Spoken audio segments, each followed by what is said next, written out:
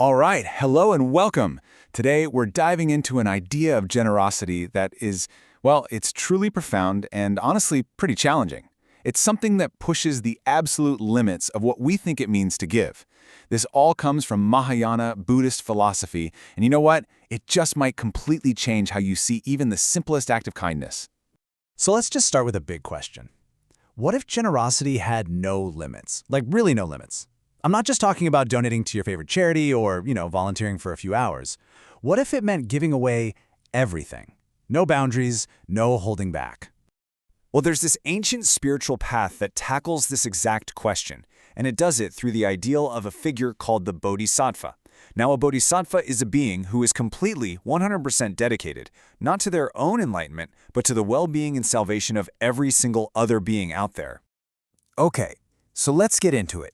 What does this different kind of giving actually look like? Because as you're about to see, it goes way, way beyond our normal ideas of charity. The source texts describe a level of giving that is just absolute. A bodhisattva is said to give away their wealth, sure, but also their kingdom, their home, their beloved family, and yeah, even their own physical body if someone asks for it. It's pretty intense. And that right there brings us to the question you're probably screaming in your head right now, why? What could possibly be the reason for such an extreme, absolute level of sacrifice? The answer, it turns out, is both incredibly simple and, at the same time, unbelievably profound.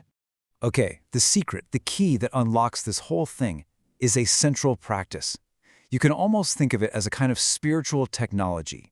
It completely rewires the whole purpose of giving. It's a practice called the dedication of merit. In the original scriptures, this is called huixiang. The idea is pretty straightforward. Every good deed you do generates merit. Think of it as positive karmic energy, the stuff that leads to good things happening down the line. But here's the twist. Instead of banking that merit for themselves, for a better future life or something, the bodhisattva intentionally redirects all of it. They literally gift it to every other being in existence. This is really such a beautiful way to picture it. It's like lighting someone else's candle with your own. Your own flame doesn't get any smaller, right? You lose nothing. But now, the world is twice as bright. That's the idea here. So it really breaks down into a simple three-step process. Step 1, you perform an act of giving. Step 2, that act creates positive merit. But it's step 3 that is the real game changer. You consciously, intentionally dedicate all that merit. You give it all away for the sole purpose of freeing every single being from suffering.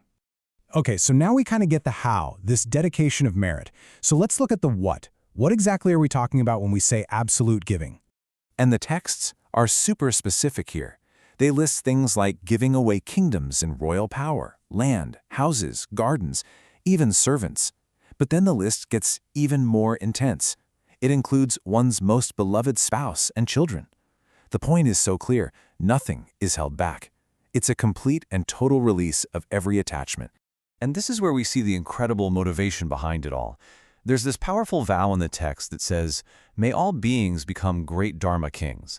So you see, the Bodhisattva isn't just giving away a kingdom as a sacrifice. No, it's an offering, a prayer, so that everyone else can achieve that ultimate spiritual freedom.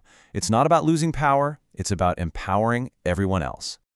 All right, so we've covered material things, even people, but the path goes even deeper to its most confronting and profound expression. We're talking about the ultimate gift.